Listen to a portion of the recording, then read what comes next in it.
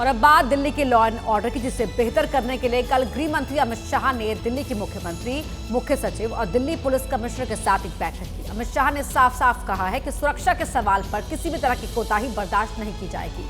दिल्ली की सुरक्षा को लेकर कई अहम फैसले लिए गए।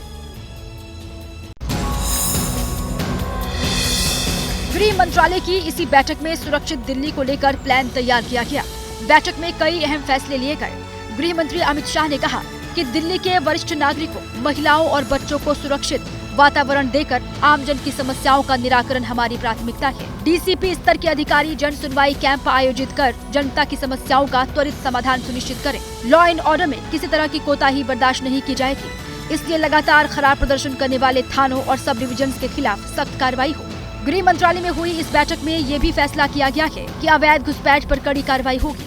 रोहिंग्याओं की जांच के लिए अभियान चलेगा।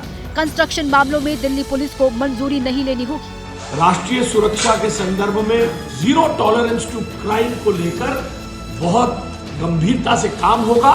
गृह मंत्री ने मॉनसून एक्शन प्लान भी तैयार करने को कहा है, जिसके तहत जलभराव वाली जगहों को चिन्हित किया जाएगा। ट्रैफिक जाम से मुक्ति के लिए भी प्लान तैयार करने के निर्देश दिए गए हैं। वहीं भोपाल गैस त्रासदी के कचरे पीथमपुरा में नष्ट करने को लेकर सियासत शुरू हो गई है। कांग्रेस के प्रदेश अध्यक्ष जीतू पटवारी ने सरकार को सीधा चैलेंज किया है, जिसके बाद बीजेपी ने भी जवाब दिया।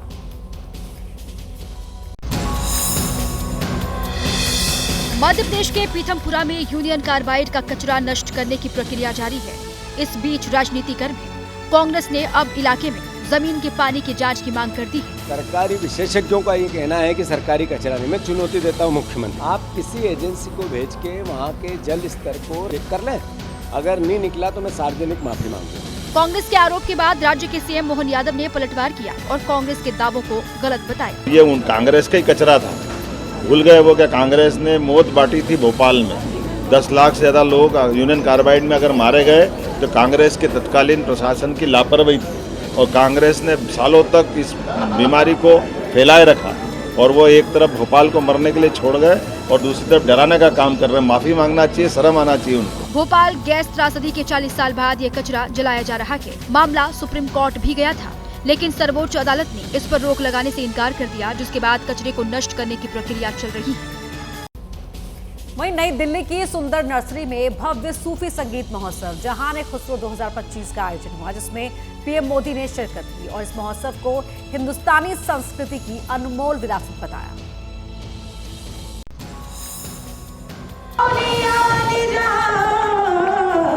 मौका था जहान खुसरो 2025 संगीत महोत्सव का। पीएम मोदी ने इस सूफी संगीत महोत्सव में हिस्सा लिया, जहां पर सूफी गायकों ने अपने संगीत से समा बांध दिया।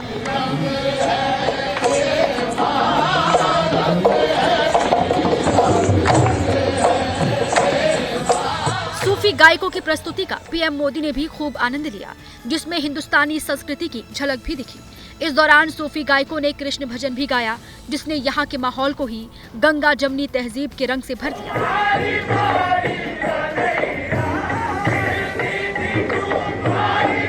पीएम मोदी ने महोत्सव में शामिल लोगों को संबोधित भी किया और कहा कि हजरत अमीर खुसरो हिंदुस्तान को जन्नत मानते थे। साथियों, जहान खुसरो के इस आयोजन में एक अलग खुशबू है। ये खुशबू हिंदुस्तान की मिट्टी की है। वहीं प्रयागराज महाकुंभ के सफल आयोजन के बाद दुनिया के सबसे बड़े आयोजन में जुटे अधिकारियों और कर्मचारियों ने भी त्रिवेणी की धारा में आस्था की डुबकी लगाई, जहां अभी भी हजारों की संख्या में श्रद्धालु स्नान करते नजर आए।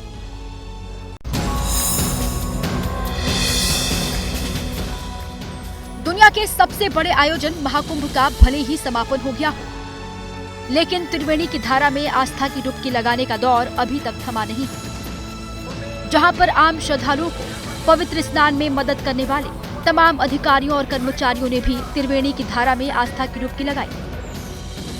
ADG Bhanu Bhaskar, police commissioner Tarun Gaba, DIG Mahakumbh Vaibhav Krishna और एसएसपी राजेश द्विवेदी के साथ तमाम पुलिस अधिकारियों ने संगम की अविरल धारा में उतरकर स्नान किया। प्रयागराज के डीएम रविंद्र कुमार मंदार भी आस्था की डुबकी लगाते हुए दिखाई दिए। स्नान के बाद पूजा भी की गई।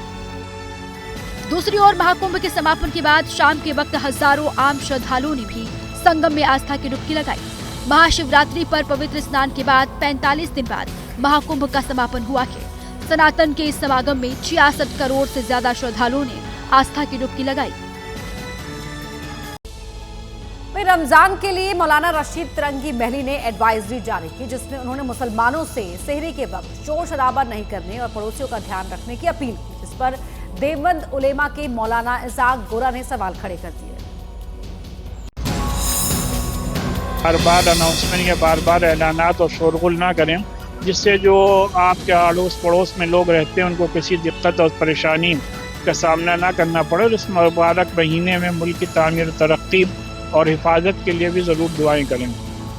मौलाना रशीद फिरंगी महली ने चांद नहीं दिखने पर 2 मार्च से रमजान का पवित्र महीना शुरू होने का ऐलान किया और साथ ही एडवाइजरी भी जारी की, जिसमें उन्होंने मुसलमानों से सेहरी के वक्त शोर शराबा नहीं करने और पड़ोसियों का ख्याल रखने की अपील की, जिस पर देवबंद के उलेमा मौलाना कारी इसहाक गोरा ने सवाल खड़े कर दिए। अब मुसलमानों में इस्लामिक बेदारी भी आ गई है। इस तरह की एडवाइस जारी करके मुझे लगता है कि ये साबित होता है कि मुसलमान शहरी में शोर मचाता है। फिरंगी महली की एडवाइजरी के पीछे मकसद ये था कि रमजान के दौरान किसी तरह का विवाद न हो, लेकिन अब मुस्लिम समुदाय की दूसरी संस्था ने सवाल उठाकर विवाद पैदा कर ही दिया है। हरियाणा के नूंह में पहले 12वीं के इंग्लिश का पेपर लीक हुआ और फिर 10वीं के गणित का पेपर भी लीक हो गया। वहीं इसके बाद परीक्षा सेंटर पर सरेआम नकल की ऐसी तस्वीरें सामने आई, जिसने हरियाणा शिक्षा विभाग पर ही सवाल खड़े कर दिए। पेपर लीक हुआ तो नकलचियों की बाँचें खिल गई, जिसके बाद परीक्षा सेंटर पर नकल कराने का सिलसिला भी शुरू हो गया। पुलिस के सामने ही छात्रों को नकल कराने की तस्वीरें सामने आ गई, जहां पर स्कूल की बाउंड्री पर चढ़कर कुछ लोग परीक्षा देने वाले छात्रों को नकल कराते दिखे। नकल करने और कराने की इस होड़ में मारपीट भी हो गई। नूंह के पुन्हाना एग्जाम सेंटर पर अफरा तफरी का माहौल बन गया। इस नकल कांड के बाद शिक्षा विभाग के अधिकारी बैकफुट पर हैं। पूरे हरियाणा में केवल मेवात ही एक ऐसा जिला है जिसमें ये लगातार दूसरे दिन घटना हुई है। नूंह में नकल कराने वाले बेखौफ दिखे, जिन्हें न पुलिस की परवाह थी और न ही किसी और बात का डर। अब नकल की तस्वीरें वायरल हैं, तो पुलिस कार्रवाई की बात कह रही है। पेपर लीक करने वाले बच्चों को और जो उसके सुपरवाइजर उनको गिरफ्तार किया गया है। अब दावे चाहे जो हो, लेकिन नूंह से सरेआम नकल की तस्वीरों ने शिक्षा विभाग के साथ साथ पुलिस की भी पोल खोल कर रख दी है।